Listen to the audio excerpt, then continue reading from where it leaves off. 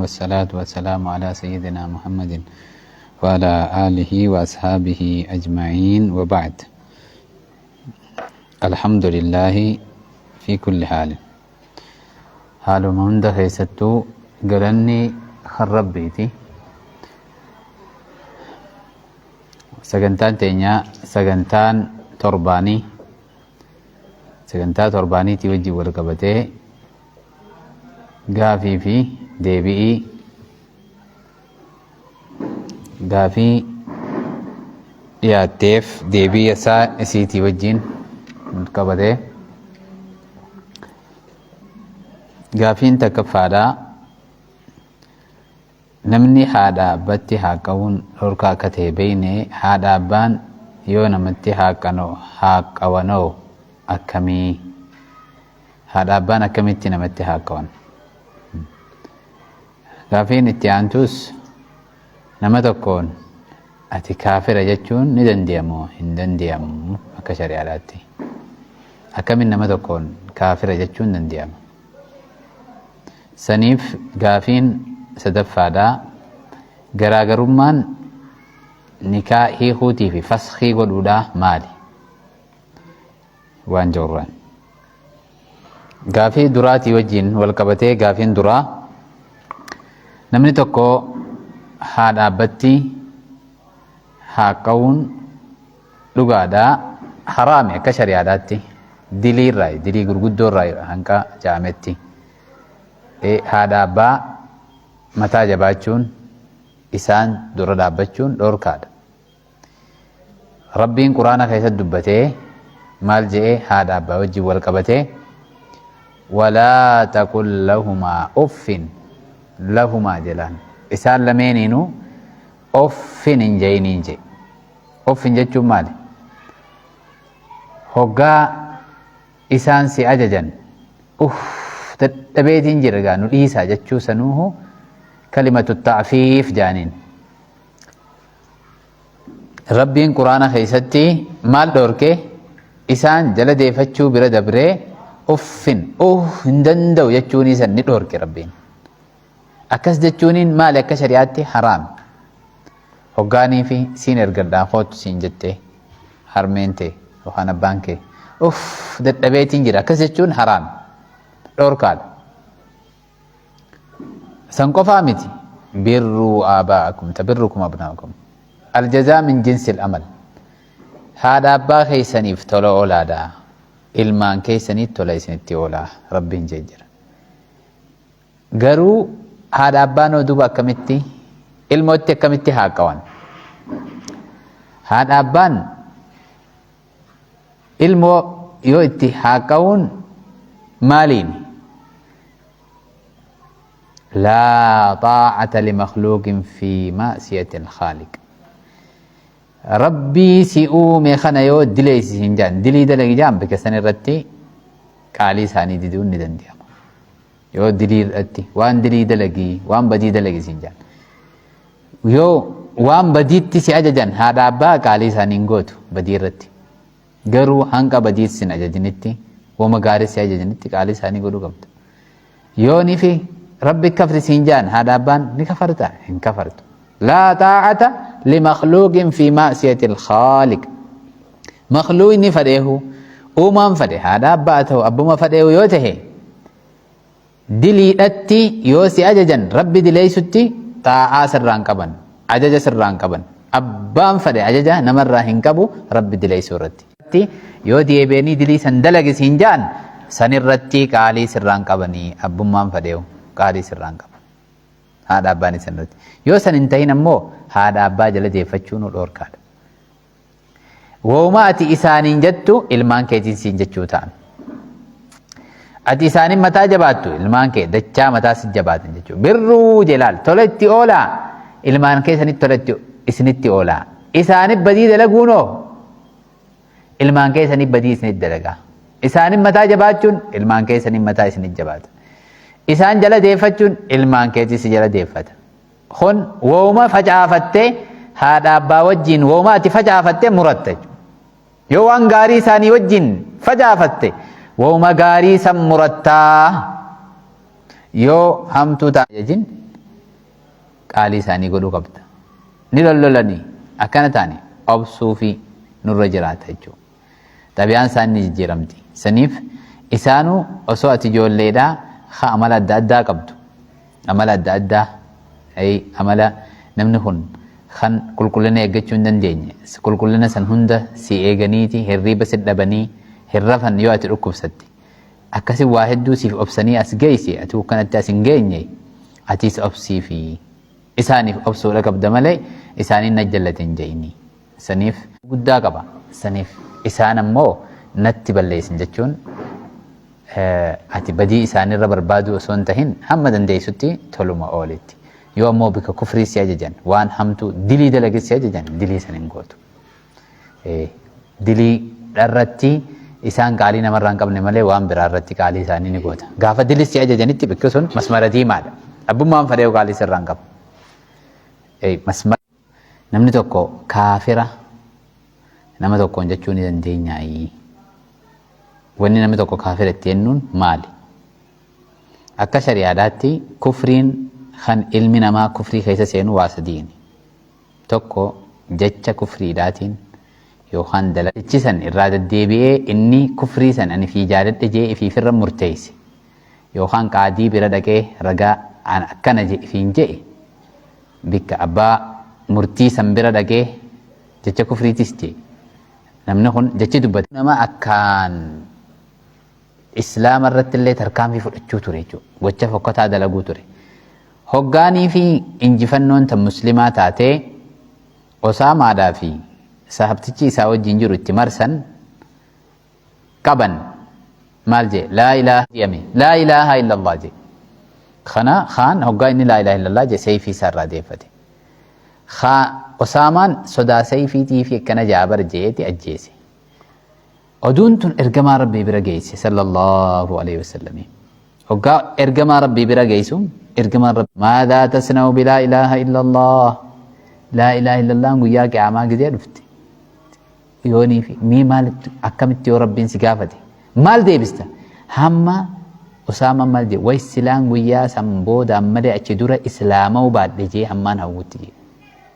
Kun kana hadiisa biraa keessatti maas Bukhaaruma keessatti han jiru hoggaanii fi ergamaan rabbii sallallahu alaihi wasallam ni gaafataman maal jedhanii gurbaan tokko yoonii fi jihaada keessatti harka kiyya tokko muree saahiba kiyya ajjeesee kaafiraa tokko eegas hoggaanii muka duubaan dahatu hoggaanan itti dhufa seeyfii itti ol fudhadhu ajjeesuudhaaf laa ilaaha illallah yoo jee akkamii jeen hin ajjeesinii harka irraa qabadhuu jeen hoggaa kana yoon ajjeesee jeen ati bikka isaa taate inni bikka kee taha akkamitti harka kiyya tokko muree moo jeen kaafira achi dura kufrii keessa ture harka kiyya tokko muree saahiba kiyya ajjeesee keessatti tawbatee laa ilaaha illallah tawbaan isaa dhugaa ta'uudha malti hin beeytu laa ilaaha illallah jennaan dhaabbadhu irra saniif namni laa ilaaha illallah jennaan nuti hisaabni isaa rabbi irra jira nurra hin jiru.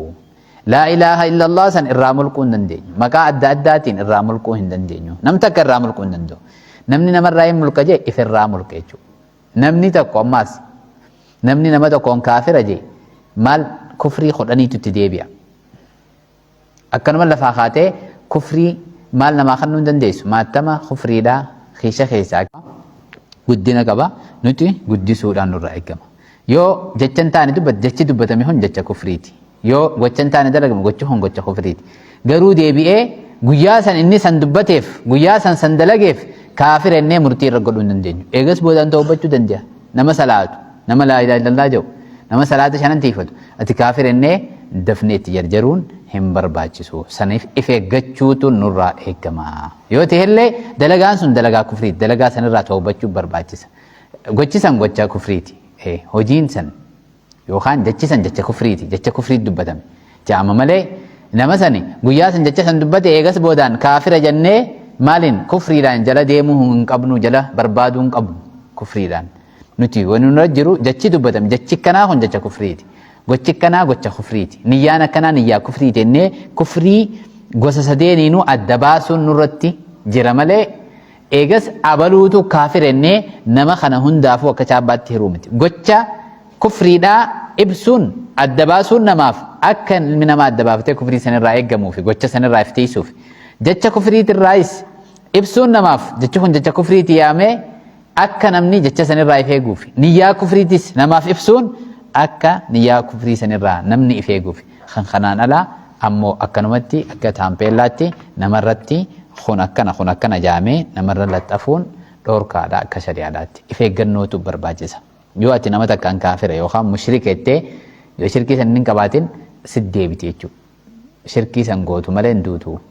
Namni yoo inni san hin qabaanne namni mushrika hin ta'in ati mushrika jetteeni namni namaan akkasii gidee hunda namni kun shirkii namni kun kaafira jedhu kufrii san ifi dhandhamu malee hin du'u jechuudha. Isuma deebiti. Faqad baa biha ahaduhuma tokko sanirraa qooda qabaachuunsaa hin oolamuu jechuudha. Saniif jarjaruun ifeeggannoo godhuutu barbaachisaa akkanuma nama kana kaatee abaluu kun kaafir namaan jechuun hin dandeessu. Yoo gochi dalagame gocha kun gocha kufrii dalagame gocha sanirraa nuti gocha wanni ilaallu jechaa fi gocha niyyaadha. Niyyaan ammoo atiin agartuu keeysi namaa rabbirra jiraa nama jarjaruun dhorkaadha. Gaafiin sadaffaadhaa hiikkaa nikaatii fi fasxiin maali garaagarummaan kan jedhu.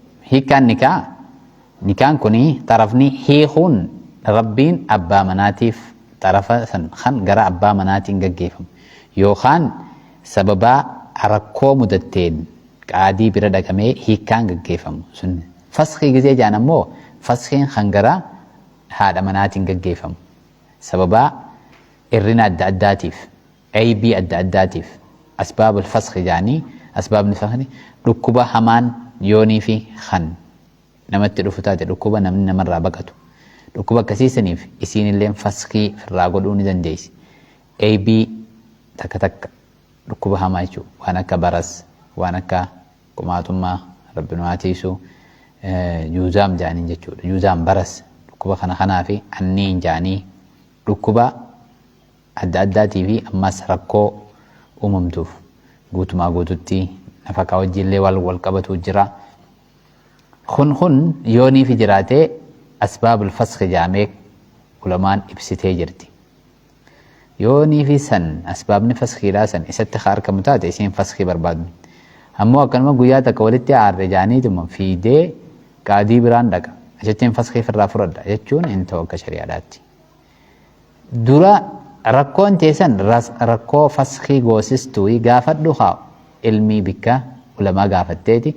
Yoo rakkoo akkanaatu najjira rakkoo tanaanin fasxii irraa godhuu deema tuni rakkoo fasxii sannaaf hayyamsiiftu jettee osoo addan baafanne akkanuma fasxiidha jettee fiiguun dhoorkaadha akka shari'aadhaatti hin jiru.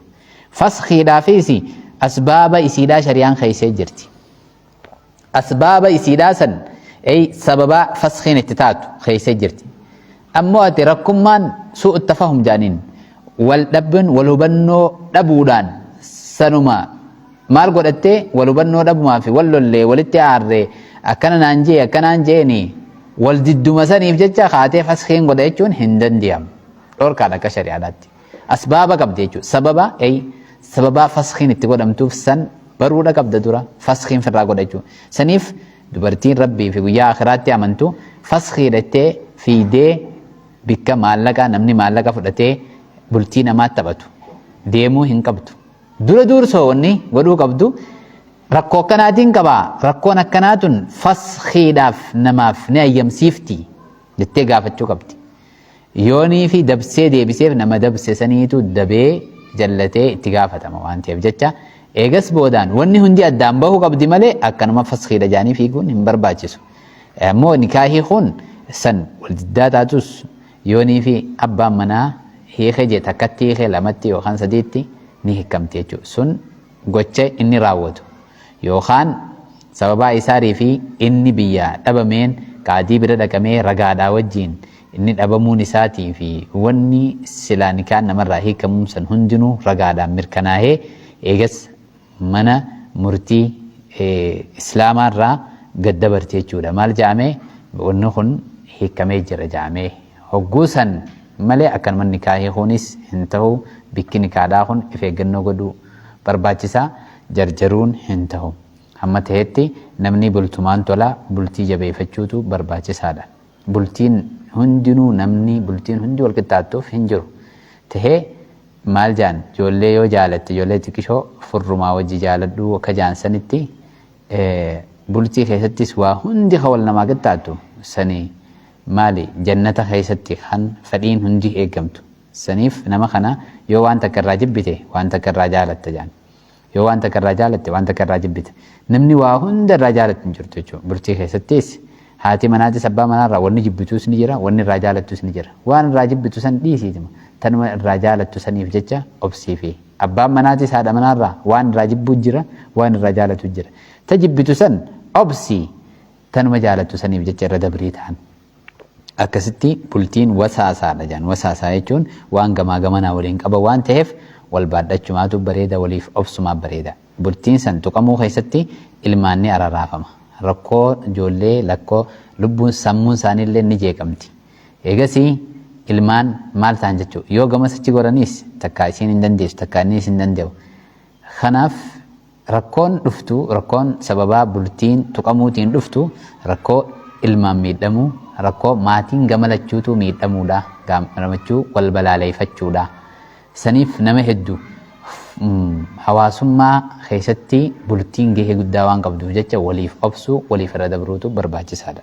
Namni wanni hundi guutamtuuf hin jiru waan ta'eef jecha waliif obsuu waliif irra dabruutu waliif irra dabruu hoggaa jennu asuma beeknuuti sareen hubaa wajjii jettee jaan. Akkasitti ija walirraa libsachuuf barbaachisaadha malee namni wanni hundi guutamteef hin jiru waan ta'eef gaafiin arraan tanaaf dhiyaattee tanaa gaafii inshaallah sagantaa gaafii teenya ta biraatiin hanga walitti deebinutti ta'arraatiif asuma dhaabbannaa warra waan dhageetti dalagu rabbi nu haa godhu sheenaa duniyaa karaa jalaayis rabbi nu haa baasu ربنا تقبل منا إنك أنت السميع العليم وتب علينا إنك أنت التواب الرحيم وآخر دعوانا الحمد لله رب العالمين السلام عليكم ورحمة الله وبركاته.